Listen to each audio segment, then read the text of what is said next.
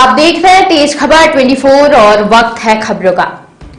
भारत देश की एक ऐसी रियासत जहां की गद्दी पर कभी राजा विराजमान नहीं हुए, बल्कि गद्दी पर राजा की जगह श्री राम, लक्ष्मण और सीता माता को विराजमान किया गया और खुद राजा जमीन पर बैठकर उनकी सेवा करते रहे।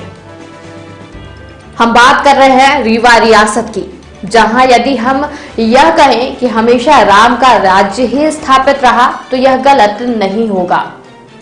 इतिहासकार बताते हैं कि राम के राज्य में रीवा रियासत पर लक्ष्मण का राज्य था और लक्ष्मण के आराध्य थे राम।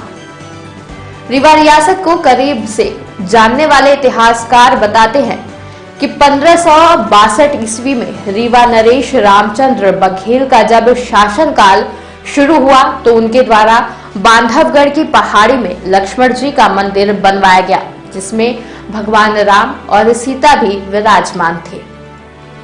साथ ही रीवा रियासत की गद्दी में भगवान राम, लक्ष्मण और सीता को विराजमान किया गया, जो आज भी इस चांदी के सिंहासन में विराजमान है और आज भी उनकी पूजा राजा और राजघराने से जुड़े लोग करते हैं।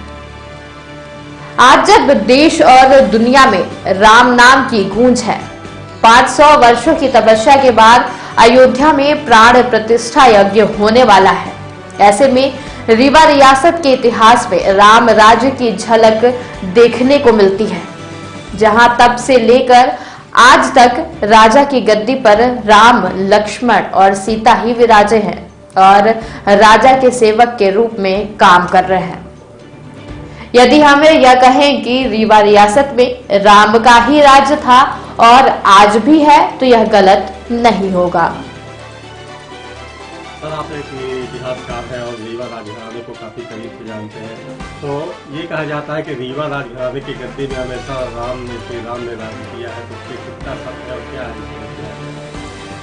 देखिए, राजा रामचंद्र बघेल से हम बात शुरू करेंगे कि लक्ष्मण जी को बांधवगढ़ का इलाका मिला हुआ था। पूरा परगना लक्ष्मण जी के नाम पर चलता है। तो राजा रामचंद्र बघेल 1562 ईस्वी में 2662 फीट की ऊंचाई पर जो पहाड़ी है बांधवगढ़ में, उसमें अपने आराध्य कुल देवता लक्ष्मण जी की स्थापना की। अगर लक्ष्मण जी की मंदिर बनी, लक्ष्मण जी विराजमान है, तो उनके साथ में राजा रामचंद्र ही विराजेंगे, सीता जी भी विराजेंगी, क्योंकि लक्ष्मण जी के आराध्य राजा रामचंद्र जी हैं। लक्ष्मण जी हमेशा अपने बड़े भाई का सेवक के तौर पे मानते रहे हैं कि हम सेवक हैं, हमारे बड़े भाई राजा हैं, आराध्य हैं हमारे। तो जब रीवा के आराध्य लक्ष्मण जी हैं और लक्ष्मण जी के आराध्य राजा रामचंद्र जी हैं, तो निश्चित तौर पे राजा रामचंद्र जी का प्रभाव तो यहाँ पर रहा ही है।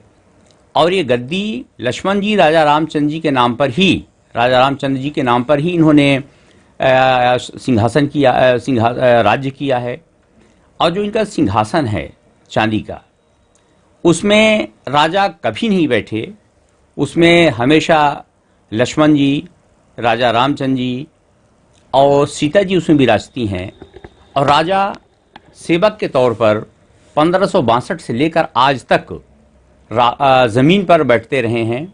और महाराजा पुष्पराज सिंह जुदेव विजयदशमी के दिन अपने कुल देवता की पूजा करेंगे, कुल देवता उनके राज सिंहासन में विराजेंगे और स्वयं महाराजा पुष्पराज सिंह जुदेव अपने भाई पट्टीदार सरदारों के साथ ज़मीन पर बैठेंगे, अपने करीबियों के साथ ज़मीन पर बैठेंगे और पंडित जो होंगे वो मंत्रोच्चार के साथ अपने कुल देवता की, उनके कुल देवता की पूजा कराएंगे। तो निश्चित तौर पे हम ये कह सकते हैं कि जहाँ पर लक्ष्मण जी हैं, जहाँ पर राजा रामचंद्र जी हैं, तो यकीनन हम कह सकते हैं कि यहाँ पर राम राज्य था। राम राज्य का मतलब होता है अमन, चैन, खुशहाली। अमन, चैन, खुशहाली का मतलब होता है राजा रामचंद्र जी का राज्य, तो वो यहाँ पर था। अपन ये कहें कि रीवा में यदि देखा जाए कि राम जी का काफी प्रभाव है, चूंकि गद्दी पर वही विराजमान थे, तो आज जैसे अयोध्या में प्राण प्रतिष्ठा यज्ञ हो रहा है, तो रीवा से इसका बहुत बड़ा नाता जोड़ा जा सकता है। हाँ बिल्कुल, रीवा से तो राजा रामचंद्र जी और लक्ष्मण जी और सीता जी का बड़ा गहरा रिश्ता है। और चित्रकूट रीवा से बहुत दूर नहीं, चित्रकूट के तराई तक रीवा राज्य का हिस्सा था। और राजा रामचंद्र जी यहाँ पर 14 साल वनवास काटे और यहीं से उनको हिस्सा के तौर पर लक्ष्मण जी को बांधवगढ़ दिया गया था। अब बांधवगढ़ रीवा राज्य की राजधानी थी, तो यकीनन उनका काफ़ी गहरा नाता है इस राज्य से, राजा रामचंद्र जी का, लक्ष्मण जी का, सीता जी का। और रीवा नरेश्वर की आराध्य हैं, उनकी पूजा अर्चना की जाती है और सिंहासन वही विराजते हैं।